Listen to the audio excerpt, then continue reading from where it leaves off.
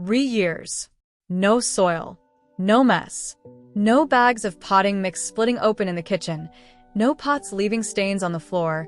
No smell of wet dirt that isn't always welcome inside the house. 3 years of a plant that didn't just survive, but grew, branched out, and became denser and more beautiful over time. And the most incredible part of all is that during that period I forgot to change the water for 6 full weeks. 6 weeks. And when I finally remembered and went to check what had happened, the plant had put out 2 brand new leaves. 2 perfect, shiny, completely healthy leaves. That was what convinced me that this kind of gardening isn't just an aesthetic trend. It's a completely different way of relating to plants, and it genuinely works. Today I'm going to show you 10 plants that don't just survive in water, but actually thrive in it. Plants that grow, multiply, and in some cases become more vibrant the more you leave them alone. And wait until you see number 5, because it's the plant that literally gets better when you neglect it. The colors intensify, the leaves become more striking, and all it needs is for you to forget about it for a while. But before we get into the list, I want to tell you something that completely changed the way I see these plants. My grandmother had a pothose in a blue glass bottle on her kitchen windowsill. Not in an elegant pot, not in a designer container. In a blue glass bottle, the kind that used to come with mineral water, placed directly on the windowsill where the morning light came in. That plant was there for more than 40 years. 40 years in the same window, in the same bottle, watching the seasons pass from the inside. My grandmother would sit there every morning with her coffee and watch how the vines fell toward the sunlight, how the roots coiled inside the glass, how the plant found its own way up and outward. When my grandmother passed away 5 years ago, my mom took a cutting from that same pothose. She didn't take valuables. She didn't ask for furniture or jewelry. She asked for a piece of that plant. Today that cutting is in my kitchen, rooted in a clear glass jar, growing exactly the way it did on my grandmother's windowsill decades ago. 3 generations connected by a plant that never needed soil to live. That's when I understood something no gardening video had ever explained to me. These plants in water aren't just easy to care for. They become part of a family story. They don't have soil that gets replaced, no potting mix that gets swapped out and carries the years away with it. They grow in water, and water doesn't forget anything. With that said, let's get into the list. The first plant is pothose, and if you've never had a plant in your life, this is where you need to start. Pothose is probably the most resilient indoor plant that exists. It tolerates low light, it tolerates bright light, it tolerates being forgotten, it tolerates neglect, it tolerates almost anything you do to it. And in water, that resilience multiplies because you eliminate the main risk factor for any indoor plant, potting mix that retains too much moisture and rots the roots. To grow it in water, you just need a cutting with at least 1 node, which is that small bump that appears on the stem just below each leaf. That node is where the roots will emerge. Cut the stem below the node with clean scissors, remove any leaves that would be submerged in the water so they don't rot, and place the cutting in a container with clean water. Within a week, 2 at the most, you'll see the first roots beginning to appear. Within a month, you'll have a well-developed root system. Maintenance is minimal. Change the water every 2 to 3 weeks, or when you notice it looking cloudy. You can add a drop of diluted liquid fertilizer once a month to accelerate growth, though it isn't mandatory. The plant will grow either way, just a little more slowly without the extra nutrients. In terms of light, it prefers bright, indirect light, but adapts to almost any condition. One important thing: pothose is toxic to dogs and cats. If you have pets at home, place it somewhere high or out of their reach. Symptoms of ingestion include oral irritation and difficulty swallowing, so it's best to be careful. From a single cutting, you can multiply the plant indefinitely. Every time it grows long enough, you cut a new stem, put it in another container with water, and within a few weeks you have a new plant. It's basically a free plant factory once you have the first one. The second plant is lucky bamboo, and there's something important to clarify right from the start. Lucky bamboo is not bamboo. It's a Dracaena, specifically Dracaena sanderiana, which has green, cylindrical, segmented stems that visually resemble real bamboo but belong to a completely different family. The name Lucky Bamboo is pure marketing, and it worked very well because this plant is sold all over the world as a symbol of good fortune in several Asian cultures. What is true is that it's a plant exceptionally well adapted to living in water. In fact, most Lucky Bamboo sold commercially already comes in containers with water and decorative stones, so keeping it in water isn't experimental at all. It's its standard commercial habitat. It adapts very well to low-light spaces, making it ideal for offices, rooms with small windows, or any corner of the house where other plants wouldn't survive. You just need to keep the water level a little above the roots, without fully submerging the stems. Change the water every 2 to 3 weeks, and that's it. One thing you can do with Lucky Bamboo that you can't do with almost any other plant is shape it. The stems are flexible when young, and if you expose them to light from a single angle, they start to curve naturally toward it. The spiral bamboo arrangements you see in stores are made exactly this way, by gradually rotating the container so the stem follows the light and forms curves. It's a slow process, taking months, but the result is incredible. It is safe for pets, which is an important advantage if you have animals at home. The third plant is the spider plant, whose scientific name is Chlorophytum comosum, and it's one of the most generous plants that exists because it literally gives you more plants without you having to do almost anything. The adult spider plant produces stolons, which are those long-hanging stems that emerge from the center of the plant, and at whose tips appear perfectly formed small plantlets, ready to be separated and rooted. Those babies, called spinnerets in English precisely because of their resemblance to spiders hanging from threads, are the easiest way to multiply any indoor plant. You cut one, put it in a glass of water, and in less than a week you already see the first white roots appearing. Within a month you have a fully established plant that you can keep in water or transplant to soil if you prefer.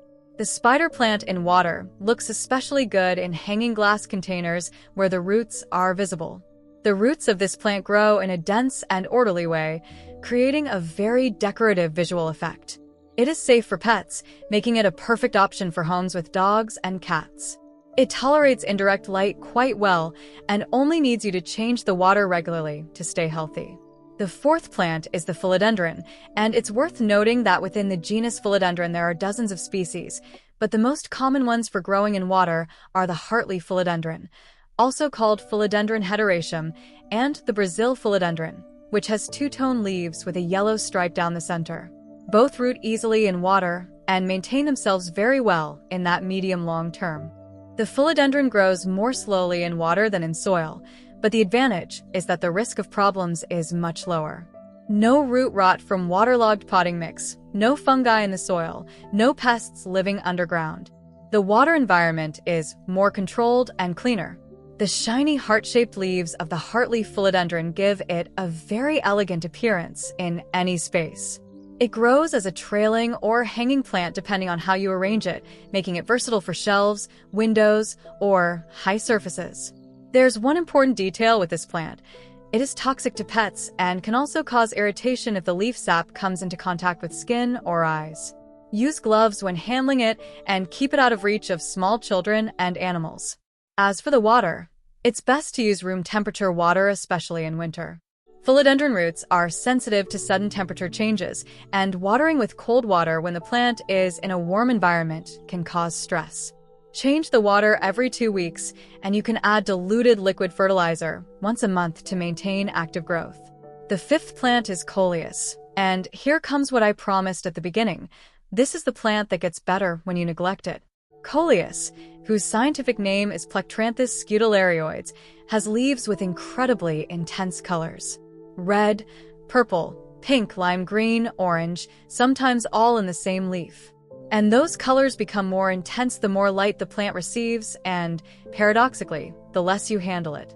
When Coleus is in water and receives good bright indirect light, the pigments in its leaves intensify in a way that barely happens in soil.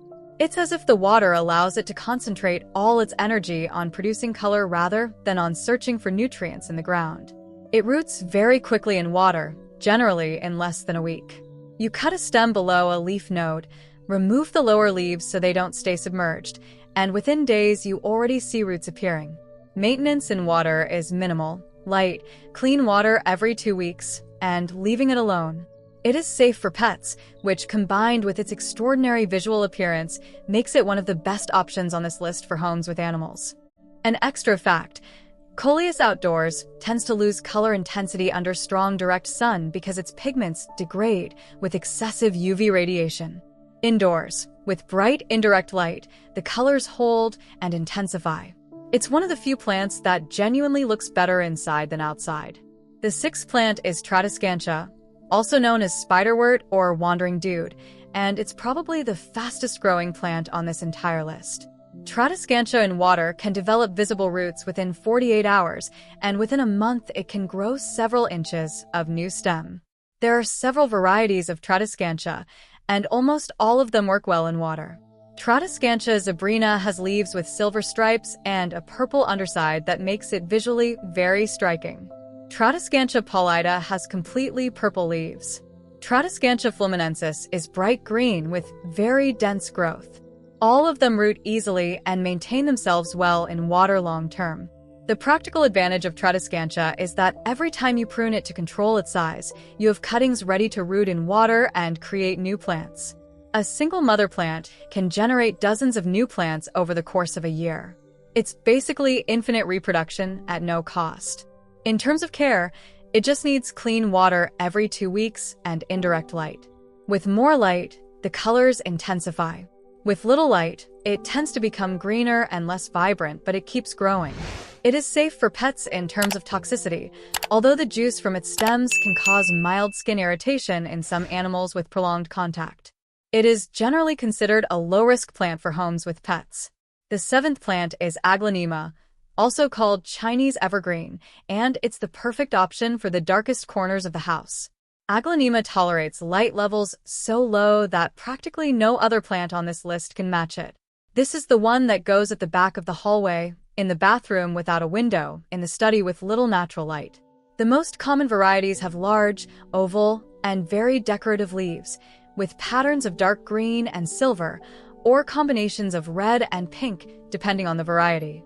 All of them adapt to water cultivation, though the rooting process is slower than that of other plants on this list.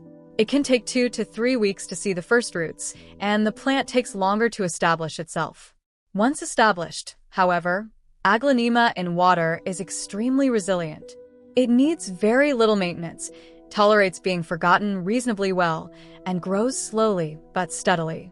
It's ideal for people who want a decorative plant but don't have the time or interest for frequent care. Important: Aglaonema is toxic to pets. Place it somewhere dogs and cats cannot reach it. The eighth plant is Impatiens, also known as Busy Lizzie or Touch Me Not, and it's a plant most people associate with outdoor gardens and flower beds, but which works surprisingly well in water indoors. In fact, Impatiens roots so quickly in water that it's frequently used in school biology experiments because the roots appear within days and are very easy to observe. What makes Impatiens especially interesting for water cultivation is that it produces flowers. While most plants on this list are foliage plants, meaning the appeal is in the leaves, Impatiens can stay in bloom for weeks in a container with water, producing brightly colored flowers in red, pink, white, orange, or violet, depending on the variety. To keep it in water, cut a stem below a node, remove the lower leaves, and place it in clean water with bright, indirect light. Roots appear quickly, and with enough light the plant can even flower in that medium. Water changes need to be more frequent than with other plants on this list, ideally every 10 days, because Impatiens consumes nutrients from the water faster and the water clouds up sooner. You can add a small amount of diluted liquid fertilizer to prolong the flowering. It is a plant safe for people, though it can cause mild skin irritation in some cases. As for pets, it is considered low toxicity, but better to keep it out of reach as a precaution. The ninth plant is begonia, and here there's an important distinction to make. Not all begonias work equally well in water. Cane begonias, like Begonia maculata, the polka begonia, or bamboo begonia, root very well in water and maintain themselves in that medium for long periods. Tuberous begonias, on the other hand, are not suitable for permanent water cultivation. Begonia maculata, in particular, is one of the most sought-after indoor plants in recent years for its dark leaves with silver polka dots and intense red underside. It roots relatively quickly in water, in 1 to 2 weeks, and the result in a glass jar is visually spectacular because the red roots contrast with the clear water in a very decorative way. Care in water is simple. Bright indirect light, water change every 2 weeks, and diluted liquid fertilizer once a month. Begonia in water tends to grow more slowly than in soil, but it stays cleaner and free from the fungal problems in the soil that are common with this species. It is toxic to pets, especially the bulb or base of the stem, so it needs to be placed carefully in homes with animals. The 10th and final plant on this list is the ribbon plant, also called spider plant variegatum, whose scientific name is Chlorophytum comosum variegatum. Wait, isn't that the same as the spider plant from number 3? Technically, they are the same species, but there's a distinction worth making. The ribbon plant has longer, narrower leaves, either fully green or with a white stripe down the center, and a more upright and formal growth habit than the more compact spider plant. They are distinct varieties of the same species, with slightly different behaviors. The ribbon plant in water looks great in tall, cylindrical containers where the long leaves can hang down the sides. It produces the same babies as the spider plant, making it easy to multiply. It tolerates low light well, though with bright indirect light growth is more active. It is completely safe for pets, making it one of the best options on the entire list for homes with dogs and cats. Now, there are some general principles about growing plants in water that apply to all species on this list, and that are worth understanding well before you start. The container matters more than it seems. Glass is the ideal material for several reasons. First, you can see the water level and the state of the roots without moving the plant. Second, glass doesn't release chemical substances into the water the way some plastics can over time. Third, the aesthetic of glass combined with visible roots is one of the most attractive elements of this type of gardening. Jam jars, colored glass bottles, florist vases, test tubes, laboratory beakers, all of them work. The key is that the container is clean and that the neck is wide enough that the plant doesn't feel cramped but narrow enough to hold it upright. Direct sunlight on the glass container can create a problem. The heat that builds up in the water can damage the roots, and direct light promotes algae growth in the water. Algae aren't harmful to the plant in small quantities, but they cloud the water and detract from the aesthetic that makes this type of cultivation so special. To prevent algae, use opaque or dark-colored containers, or simply move the plant away from direct sunlight. Bright indirect light is sufficient for almost all plants on this list. Tap water contains chlorine, and in many cities also fluoride. For plants in water, these compounds at normal concentrations don't represent a critical problem, but if you want to be more careful, you can let the water sit in an uncovered bucket for 12 hours before using it. The chlorine evaporates in that time. Rainwater is another excellent option, and plants make very good use of it. Water temperature matters, especially in winter. Adding very cold water to a container that's in a warm environment can stress the roots. Always use room temperature or slightly warm water. Changing the water is the most important maintenance task. The frequency varies depending on the plant, the size of the container, and the ambient temperature, but in general, every 2 weeks is a good starting point for most plants on this list. When you change the water, also rinse the container to remove the biofilm that forms on the glass walls over time. Hydroponic liquid fertilizers are the most suitable option for plants in water because they are formulated to dissolve completely in water without leaving sediment. Use them very diluted, at 1/4 or 1/5 of the recommended dose on the packaging, once a month. Plants in water need fewer nutrients than they would in soil because they don't have to compete with the microbial activity in the ground. A topic that frequently comes up is whether plants in water can live that way indefinitely, or whether at some point they need to be transplanted to soil. The answer is that most plants on this list can live in water permanently, but with some considerations. Long-term, more than a year, it can be helpful to change the water more frequently and add fertilizer more regularly because water without soil doesn't have the same ability to buffer changes in pH and nutrients that soil has. That said, there are plants like pothos that have lived for decades in water without any problem, as my grandmother's story demonstrated. If at any point you want to move a plant from water to soil, the process has to be gradual. Aquatic roots have a different structure from terrestrial roots. They are softer, more porous, and are not adapted to function immediately in soil. To facilitate the transition, mix the potting mix with a lot of perlite so it becomes very airy and similar in texture to water, and water much more frequently than normal during the first few weeks while the roots adapt. There's also something that almost nobody mentions about growing plants in water, and that I find one of the most interesting aspects of all of this: the visibility of the growth process. In a pot with soil, 90% of the plant's work happens below the surface where you can't see it. In water, everything is visible. You can see exactly when the first roots emerge, how they branch, how they become denser over time, how they respond to changes in light or temperature. It's a direct window into the plant's metabolism that you simply don't have with soil cultivation. That changes the relationship you have with the plant. You observe it differently. You understand better what's happening to it because you can see it. And that understanding makes you better at caring for it, not because it requires more attention, but because the attention you give it is more informed.